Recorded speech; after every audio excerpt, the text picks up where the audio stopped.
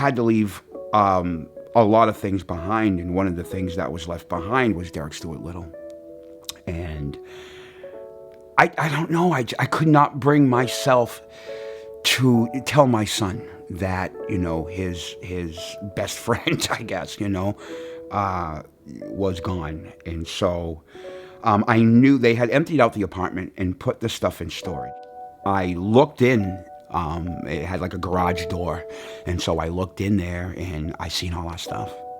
It was kind of locked, but I could get it up probably about, maybe I'd say a foot off the ground. And so I kind of shimmied under, and I grabbed Stuart Little. We were out on the street in December, and so we went to the local welfare office here, and they put us up in the Handy's Motel for about a month and a half. And then I had been calling shelters all over the state to try to get us into place, and I'd been calling on a daily basis. And it just so happened that the John Graham shelter said, "We have a bed for you guys."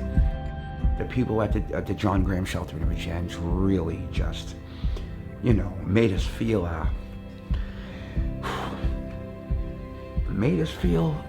welcome. It really helps when you got people around you that just accept you, and there's no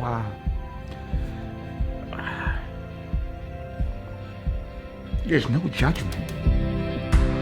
Our very top priority here is to sit with people and listen to them, and to listen without judgment.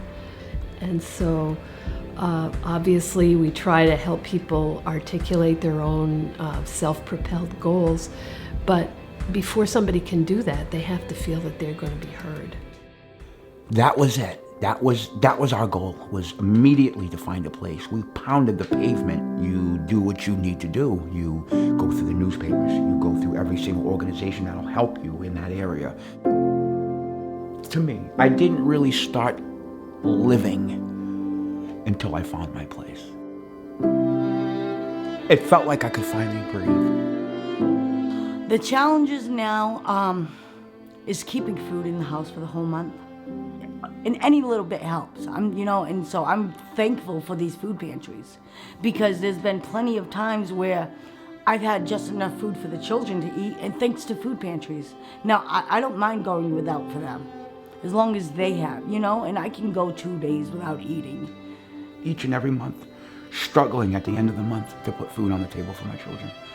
Last couple months, weeks of the month, we see an increase certainly in how many families come through, because food stamps don't supplement the whole month by any means. Your food bill is usually far beyond how much you get for your food stamps, but it doesn't stretch far.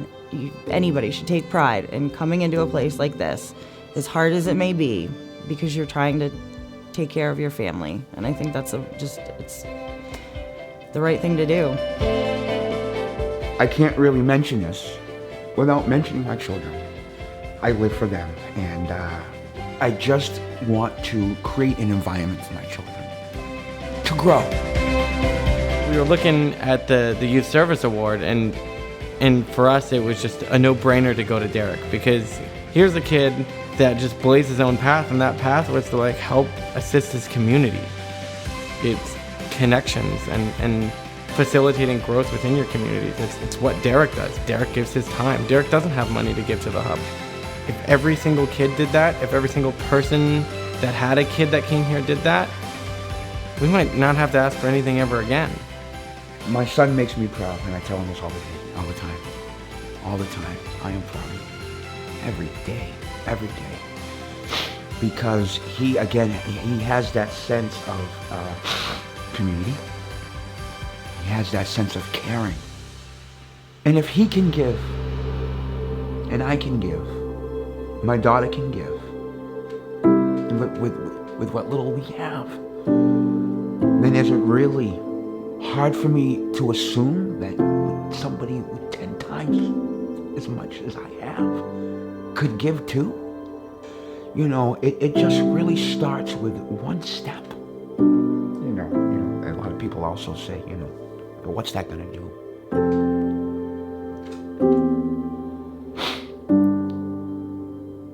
It does so much.